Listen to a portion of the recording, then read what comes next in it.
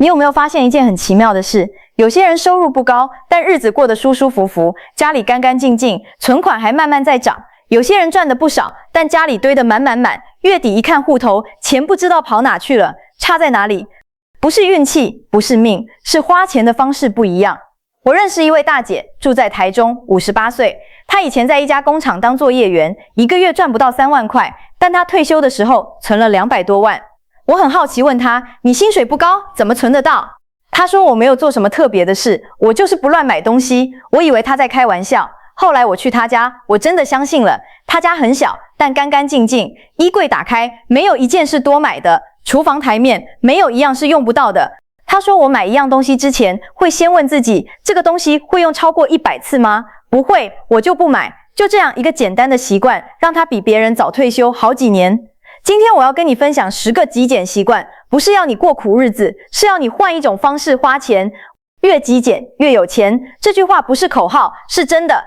第一个习惯，买东西之前先算单次使用成本。很多人只看标价，觉得便宜就买，但你算过吗？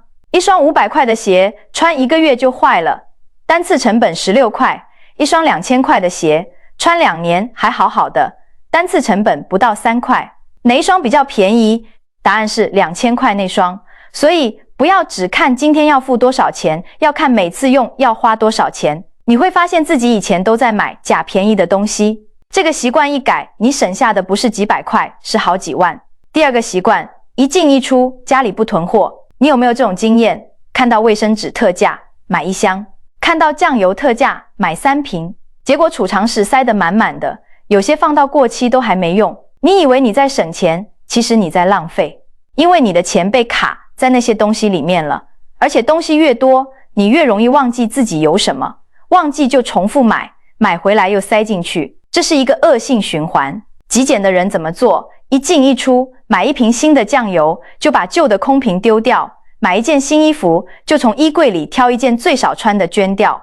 家里的东西数量维持固定，不会一直增加，你的钱就不会一直被压在家里。第三个习惯，把钱花在会陪你很久的东西上。很多人买便宜货，用坏了就丢，丢了再买，买了又坏，算下来花的钱比买一个好品质的还多，而且还多花了一堆挑选、比价、跑腿的时间。极简的人会直接买那个贵一点但用很久的东西。一张好睡的床垫，睡10年，每天摊下来不到1块钱。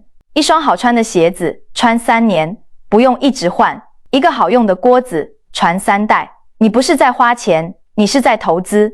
投资你的睡眠品质，你的脚的健康，你的煮饭效率，这些省下来的看病钱，省下来的时间，比那个差价值钱多了。第4个习惯，把免费当成最贵的。你有没有因为免费而拿了一堆东西回家？买保健食品送的塑胶杯，几点换的马克杯，银行开户送的雨伞，展场填问卷送的购物袋。你觉得不拿白不拿，结果家里堆了一堆你根本不会用的东西。这些免费的东西其实最贵，因为它们占了你一坪几十万的空间，还要花时间整理、擦灰、丢掉。极简的人看到免费2个字，会先问自己，我真的需要吗？不需要就不要拿。省下的不是钱，是空间和时间。空间就是你的老本，时间就是你的命。第5个习惯，卖掉你不再用的东西，而不是放着积灰。你家里有多少东西是不再用但还值点钱的？旧手机、旧相机，小孩不玩的游戏机，买了没看过的书，穿了2次就不喜欢的衣服，你放着它们，它们不会变黄金，只会变垃圾。极简的人会把这些东西卖掉，不是因为他们缺那点钱，是因为他们知道东西的价值在被使用，不是在被存放。你把它卖给需要的人，你拿回现金，它继续发挥作用，两全其美。你可以上网拍卖，丢二手社团，或者拿去跳蚤市场，每个月清一次，1年下来，你会惊讶自己原来有这么多隐形的钱。第6个习惯，不为了以后可能用到而留。这件衣服瘦了可以穿，这个零件以后也许会用到，这个纸箱可以装东西，这些以后10个有9个永远不会来。你为了那个几乎不存在的以后，牺牲了现在的空间和清爽。极简的人会问，如果我现在需要它，我会不会记得我有？不会，那就丢掉。他们宁可到时候再买，也不要现在被一堆可能压死，因为到时候再买花的是小钱，现在留着花的是每天的空间，每次看到的心烦，每次整理的多余动作，哪个贵？你算算。第7个习惯，不为了限量或倒数而买单，只限今天，最后10组，卖完为止。这些字是专门用来对付你的焦虑感的，它们让你觉得错过就没了，让你来不及思考就下单。但你想过吗？真正的好东西不需要催你买，真正会陪你很久的东西，不会因为今天没买就消失。极简的人看到限量会先笑一下，然后关掉网页，因为他们知道明天太阳还是会升起，而那个限量的东西下个月就会出现在二手拍卖。不要被商人的话术骗走你的钱，省下来的是你的老本。第8个习惯，把钱花在体验上，不是东西上。你回想一下，去年你买的东西，你还记得几个？大部分都忘了。但你去年跟家人去的那次旅行，跟老朋友吃的那顿饭，你到现在还记得。为什么？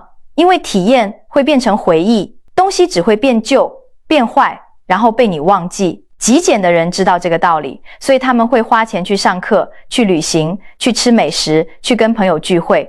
这些东西不会堆在家里，但他们会让你的人生更丰富。而且当你老了走不动了，你不会后悔少买了那个包，你会后悔少去了那个地方。第9个习惯，学会修理，而不是换新。很多人觉得东西坏了就买新的，又快又省事。但你算过吗？一台电风扇1000块，只是马达灰尘卡住，清一清就能转，你却花1000块买新的。一双皮鞋2000块，鞋底磨平了，花200块换底，又可以穿3年。极简的人会先问能不能修，能修就不买新的。这不是小气，这是把钱留在手里，而且你修好的东西，你会更珍惜它，不会随便乱丢。久而久之，你家需要买的东西越来越少，存下来的钱越来越多。第10个习惯，把存钱变成一种仪式。很多人存不到钱，是因为先花再存，月底看剩多少才存，结果往往剩不到半毛。极简的人反过来，先存再花，薪水一进来，马上把要存的钱转到另一个户头，那个户头没有提款卡，你花不到，自然就存下来了。你可以把这个动作变成一个仪式，每个月发薪日的那天，给自己泡一杯茶，坐下来，慢慢把该缴的账单缴完，该存的钱存好，然后看着剩下的生活费，你再量入为出。你不是在省钱，你是在先付给自己。你把自己当成最重要的账单，先缴给自己，剩下的才拿去花。阿公阿嬷，我跟你说，极简不是叫你什么都不要买，不是叫你过苦日子，极简是叫你把钱花在真正值得的地方。你省下来的每一块钱，都是你晚年的底气。你不用买一堆用不到的东西，你只需要买对的东西。这10个习惯，你不用一次全部做到，先挑一个你觉得最容易的，比如把免费当成最贵的。下次有人送你东西，先问自己，我真的需要吗？不需要就不要拿。你会发现自己少了很多杂物，也少了很多烦恼。那个省下来的钱，可以拿去买好吃的，去好玩的地方，包红包给孙子。这些比那些堆在家里的杂物值得多了。这里是专注咖啡屋，如果你觉得今天的内容有用，记得分享给你 LINE 里面的老朋友，我们一起做聪明花钱、轻松生活的人。下集再见。